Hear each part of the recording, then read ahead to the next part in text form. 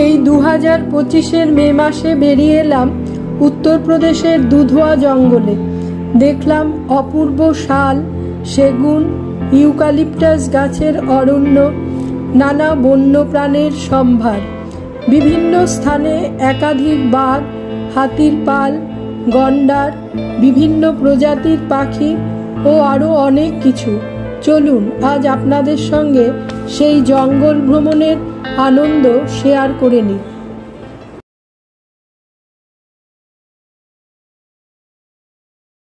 Dudhwa eco tourism complex থেকে জঙ্গল safari শুরু হয়। প্রতিটি সাফারিতে গাইডের চার্জ সহ খরচ পড়ে 4000 টাকা। ক্যামেরার চার্জ 118 টাকা। প্রতিটি গাড়িতে 7 জন করে যেতে পারে। এই সম্পর্কে বিস্তারিত তথ্য ইউপি ইকো ট্যুরিজমের ওয়েবসাইটে পাবেন, যার লিঙ্ক আমার ডেসক্রিপশন বক্সে দেওয়া আছে। ইকো ট্যুরিজমের গেট থেকে বেরোলেই ঘন জঙ্গল। অল্প কিছু দূর এগিয়েই দেখলাম একটা মিটার গেজ লাইন চলে গেছে জঙ্গলের মধ্য দিয়ে। গাইড জানালো এটি চালু rail line. Dudhwa national park, কাটারনিয়া ঘাট ওয়াইল্ড লাইফ স্যাংচুয়ারি এবং কিষানপুর ওয়াইল্ড লাইফ স্যাংচুয়ারি, এই 3টি রেঞ্জ মিলিয়ে দুধওয়া টাইগার রিজার্ভ। এই জঙ্গলের পরিধি প্রায় 2201 বর্গ কিলোমিটার। ভারত নেপাল সীমান্তে এর অবস্থান। কিষানপুর ও কাটারনিয়া ঘাট, এই দুটি স্যাংচুয়ারি এখান থেকে কিছুটা দূরে। আমরা এই যে দুধওয়া রেঞ্জে ঘুরছি, এর পরিধি 490 বর্গ কিলোমিটার। গাইড জানায় এই দুধওয়া রেঞ্জে 25টি বাঘ রয়েছে। চলতে চলতে যথারীতি জঙ্গলের মধ্যে অনেক উইয়ের ঢিবি নজরে এলো। গাইড জানালো যে এই জঙ্গলে যত বেশি উইয়ের ঢিবি, সেই জঙ্গল তত হেলদি।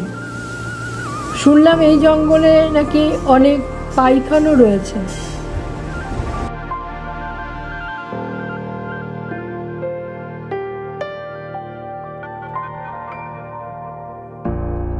জঙ্গলের এই অঞ্চলটা খুবই উল্লেখযোগ্য, কারণ এখানে প্রচুর পরিমাণে জন্তু জানোয়ার দেখা যায়।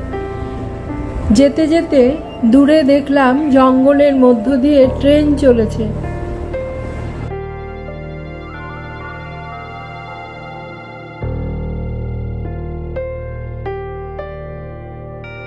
এই ওয়াচ টাওয়ারটি স্থানীয়ভাবে কাচ্চিমাচার নামে পরিচিত। এর উল্টো দিকে এই গাছে প্রচুর হোয়াইট স্টর্ক দেখলাম।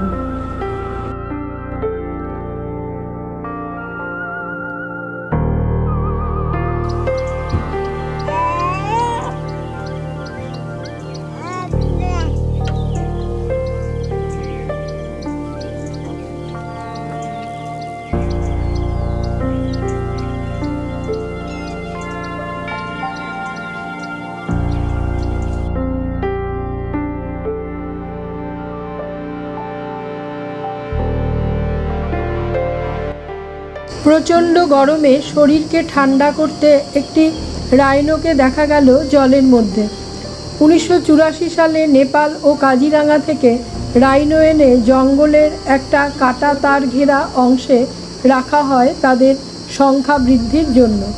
গত 40 বছরে তাদের সংখ্যা যথেষ্ট পরিমাণে বৃদ্ধি হওয়ার ফলে গত নভেম্বর মাসে 5টি রাইনোকে খোলা জঙ্গলে ছেড়ে দেওয়া হয়।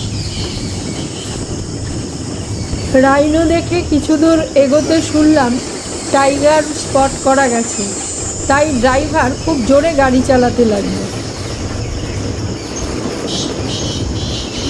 কিন্তু স্পটে পৌঁছে দেখি আমাদের আগেই অনেক গাড়ি এসে পড়েছে, তাই আমাকে খুব কষ্ট করে ছবি তুলতে হয়েছে। এই বাঘিনীর নাম সিজার। এর 2টি বাচ্চাও রয়েছে। একে আমরা পরেও জঙ্গলের 2 জায়গাতে দেখেছি।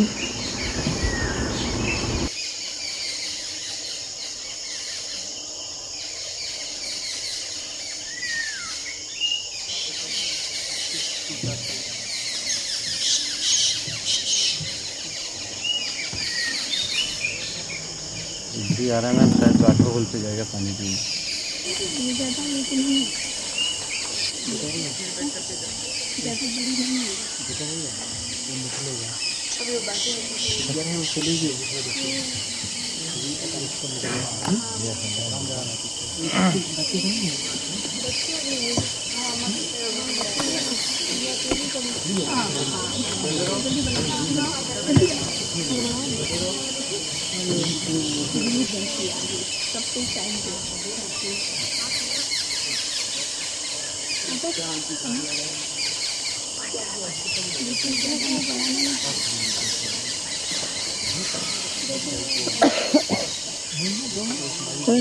आ रहा है साथ में दाढ़ी थोड़ी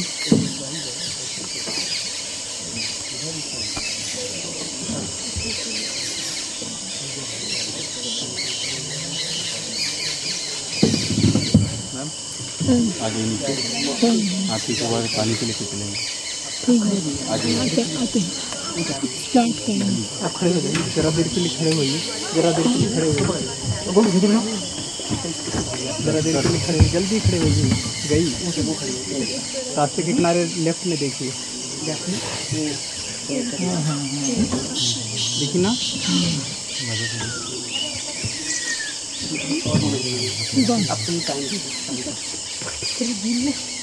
अच्छा साइड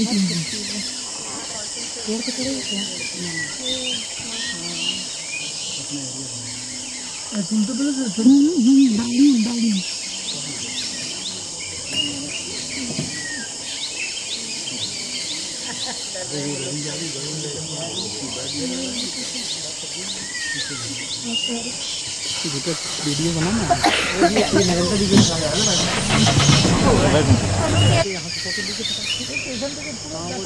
आ रहा है मैम, शायद वाटर होल पे जाएगा पानी पीने। সামনে জায়গা পেলে ও হয়তো আরও এগোতে পারত। জঙ্গলে জন্তুদের এভাবে স্বচ্ছন্দ গতিতে বাধা সৃষ্টি করা কিন্তু একটা অপরাধ।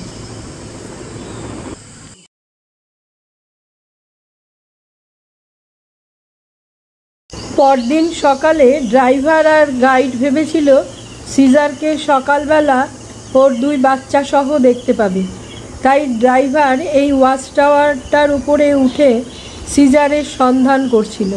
কিন্তু এখানে সিজারকে না পাওয়া গেলেও পেয়ে গেলাম এক ঝাঁক স্পটেড ডিয়ার, দাঁতালো হাতি আর বারোসিঙ্গার দলকে।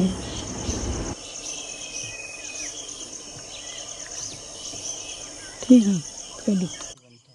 नहीं, फोटो भी होता है। कल तो हम बहुत फोटो भी खींचा है टाइगर का। अच्छा, देखेंगे एक फोटो।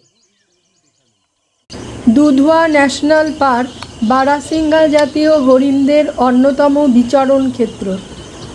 বারাসিঙ্গা একটি এন্ডেঞ্জার্ড স্পিসিস হিসাবে চিহ্নিত।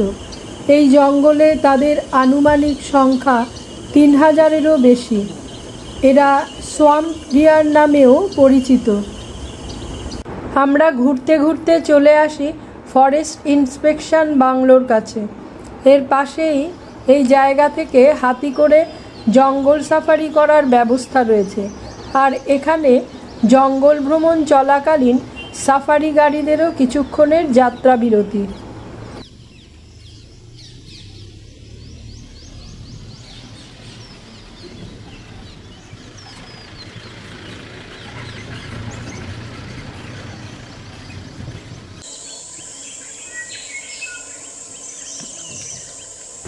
এত জায়গা ঘুরেও কিন্তু আমরা সিজারের কোনো সন্ধান পাইনি। আমাদের ড্রাইভার ও গাইড হাল ছাড়ার পাত্র নয়, ওরা কিন্তু শেষ পর্যন্ত চেষ্টা চালিয়ে গেছে। যাই হোক, সিজারকে দেখতে না পেলেও দেখা পেয়ে গেলাম একটি হর্নবিলে, যদিও সে ছিল অনেকটাই দূরে।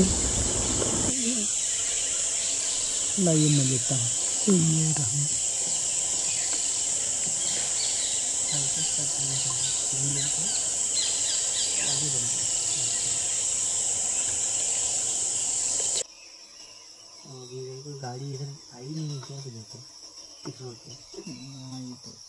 ये लग रहा है फिश सीगल का जुवेनाइल है। ग्रे हेडेड फिश ईगल का जो है ये सब अडल्ट जो है बच्चा है।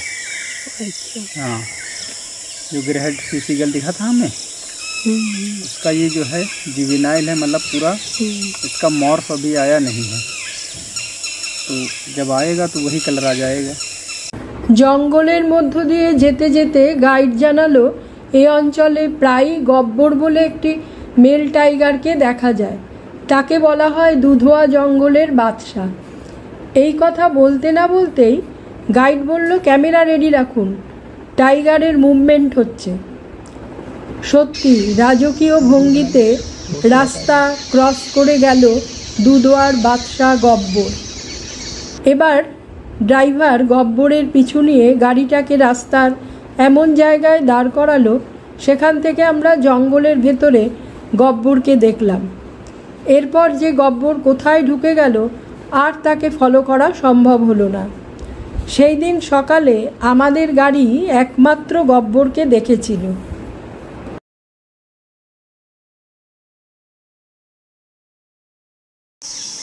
এটা গব্বরের ডেরা।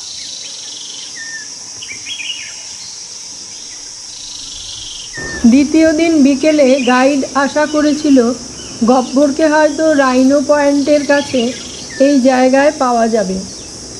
গব্বরের জন্য অপেক্ষায় থাকাকালীন এখানে বসে বেশ কিছু পাখির ছবি তুলেছি।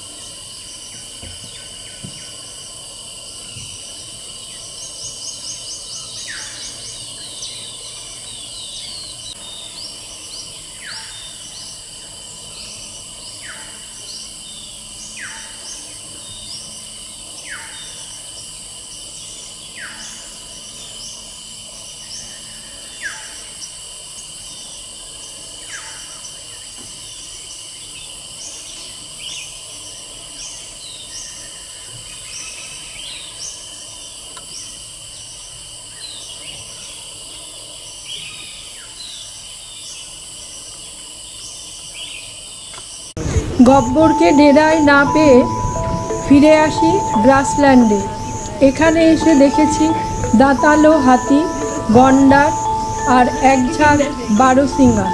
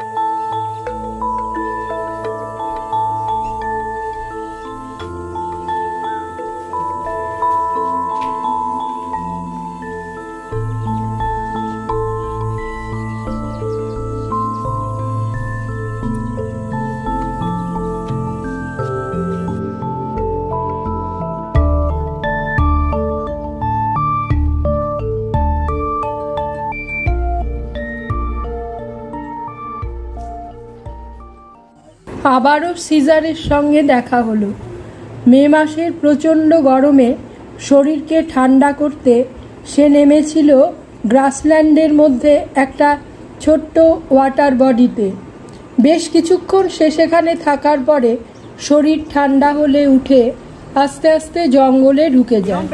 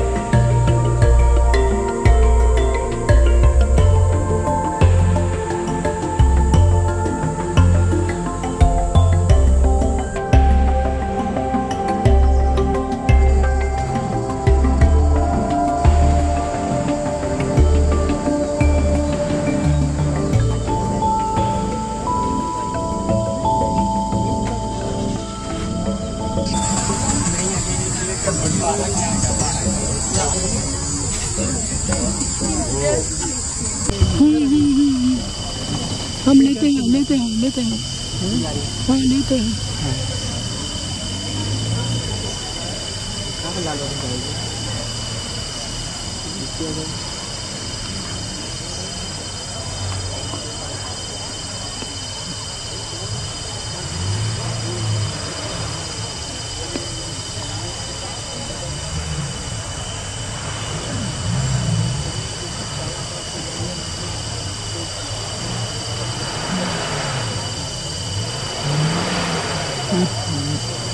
गाड़ी कैसे लग रही है यहाँ पे? छोटा बाटी जा रही है यार। चलो तुम लोग गाड़ी मैडम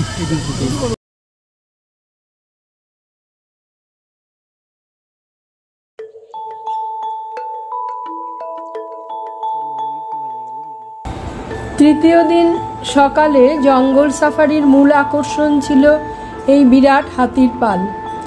এই রকম বড় হাতির পাল আমরা কেনিয়ার আম্বসিলি ও মাসাই মারায় দেখেছি।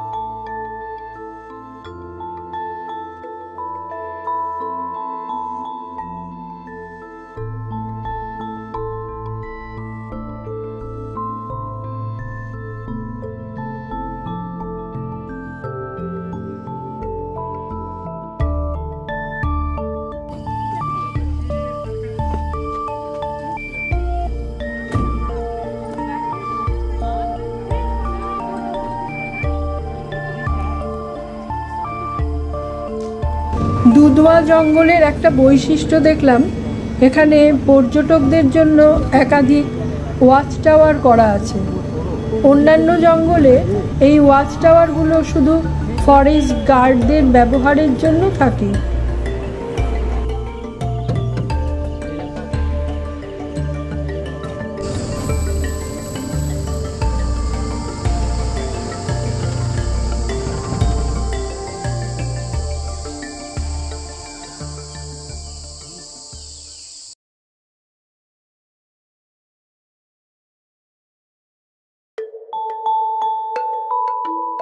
তৃতীয় দিন বিকেলে আমরা চলে এসেছিলাম জঙ্গলের অন্য এক প্রান্তে। এখানে জঙ্গল আরও গভীর। সাধারণত এই দিকে পর্যটকেরা খুব একটা বেশি আসে না, আর বৃষ্টি হলে তো একেবারেই না। এখানে জঙ্গলের মধ্য দিয়ে বয়ে চলেছে সুহেলি নদী। এটি জঙ্গলের দক্ষিণ সীমানা। জায়গাটা খুবই গা ছমছমে। শুনেছি এখানেও একটা মেল টাইগার রয়েছে, তাকে দেখতেই এখানে আসা।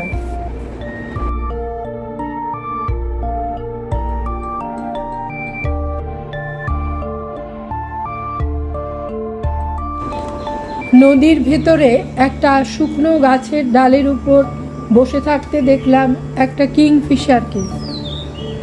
জঙ্গলের রাস্তা দিয়ে আসছি, কিছুই সেরকম চমকপ্রদ চোখে পড়ছে না। হঠাৎ ড্রাইভারের লুকিং গ্লাসে ধরা পড়ল সিজার জঙ্গল থেকে বেরিয়ে আমাদের পেছন পেছন আসছে। সঙ্গে সঙ্গে পেছন ফিরে ক্যামেরা খুলে একদম মুখোমুখি হলাম সিজারে। তারপর বেশ কিছুক্ষণ আমাদের সঙ্গী হলো সিজার।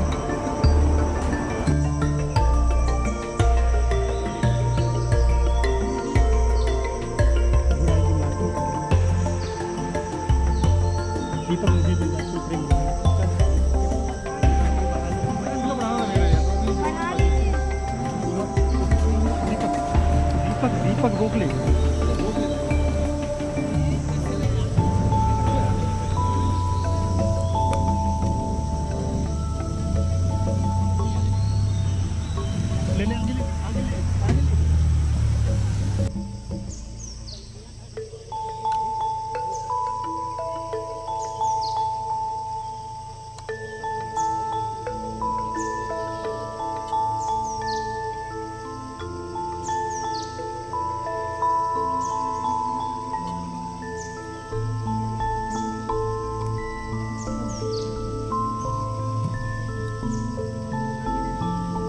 चलो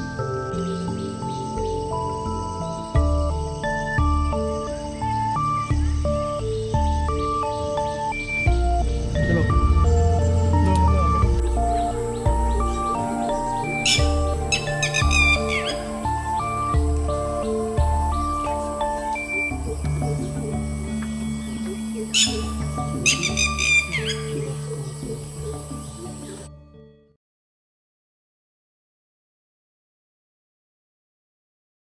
গোল চমন, हाँ जी।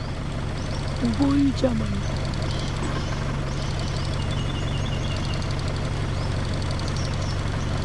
আচ্ছা, এটা ছিল আমাদের চতুর্থ দিনের শেষ সাফারি।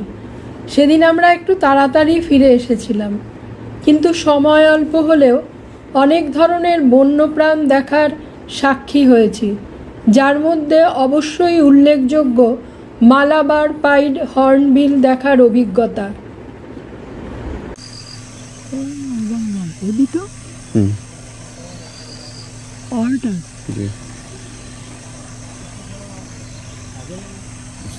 वाह, बहुत सुंदर है। तो अभी हम स्विम करते हैं, कर रहे हैं, फिशिंग कर रहे हैं मैम। दो पानी में है, एक ऊपर लेटा पड़ा है।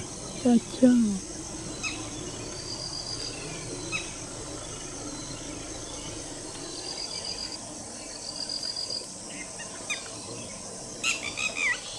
वाह।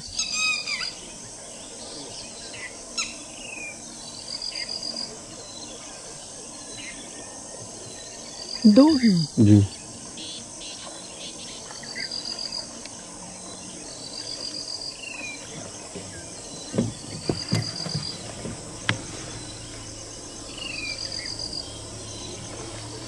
अच्छा। तो कहा स्टार्ट करना।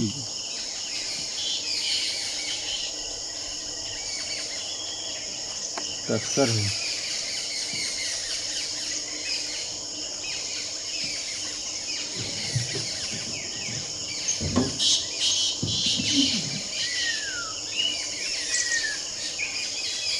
बस अच्छा फाइटिंग है।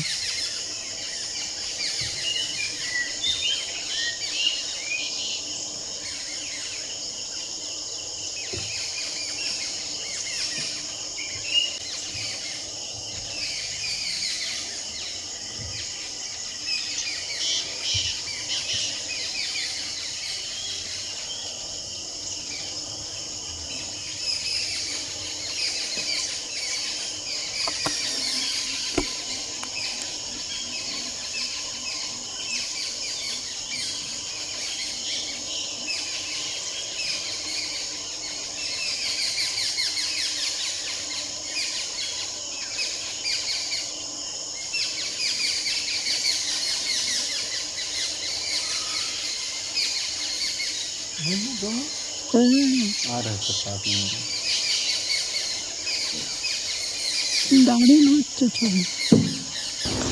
দাঁতালো হাতিটি প্রায় রাস্তার উপর চলে আসায় আমরা তাড়াতাড়ি ওখান থেকে সরে আসি, কারণ সিঙ্গল মেল হাতি যখন তখন অ্যাটাক করতে পারে।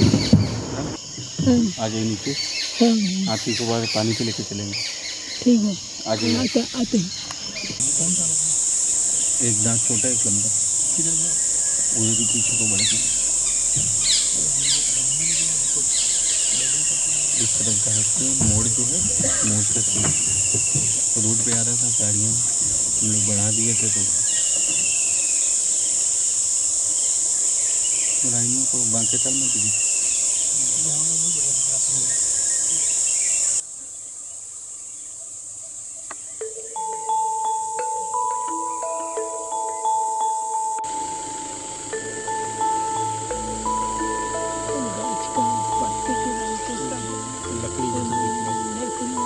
कलर भी नहीं आता। चलो